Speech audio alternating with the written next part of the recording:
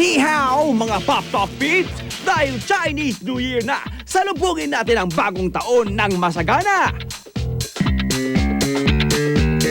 Hindi na kailangan pupunta ng Binondo, guys, dahil ang Chinatown nasa Banawe na.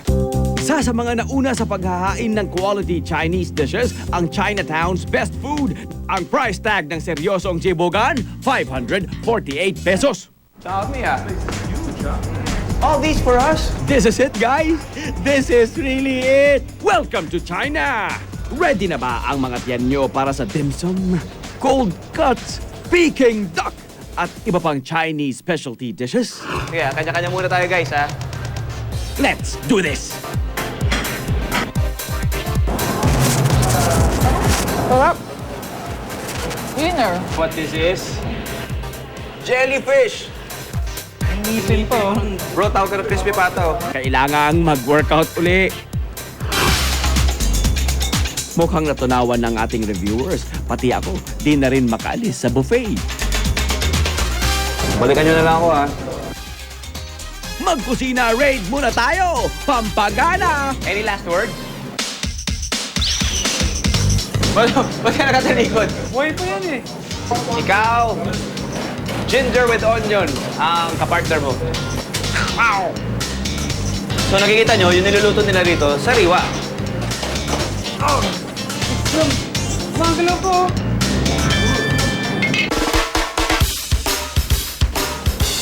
Ready to serve!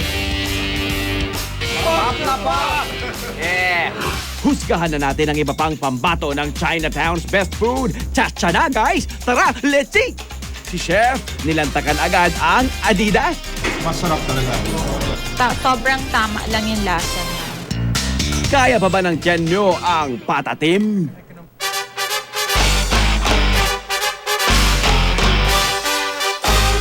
Masarap yung patatim.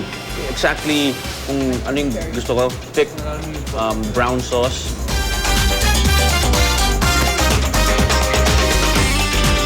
Come on. It has this almost layer of fat that almost caramelized. And parang nagiging jelly siya eh. So, dumidikit sa ngipin mo eh. So like, you know that it's really good. And tapos, it's been cooked slow. From Peking, China, heto ang authentic Peking duck. Sarap. Malasa.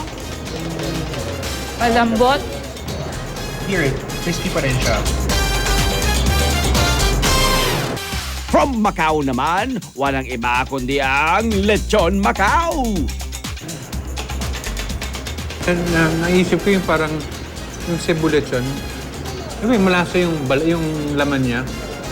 Hindi mo na kailangan ng sarsa. May lapu-lapu rin dito. Really fresh, sariwa siya. And it's cooked perfectly. Clean yung flavor. Halatang it was prepared fresh. Hindi siya from yesterday, yung batch kahapon.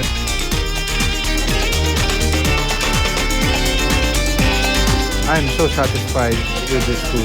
For dessert, Pinoy style naman tayo. Bibingka. Very nice.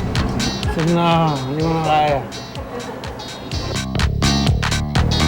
Unlimited din ang drinks dito, guys. May soya milk pa. Very good. Para siyang taho. Gusto nyo rin bang subukan ang jibogan sa Chinatown's best food? Sa Banawe Street, sa Quezon City, makasasakay ng jeep papuntang Del Monte Avenue. Tadaan na ito sa Chinatown's best food mismo.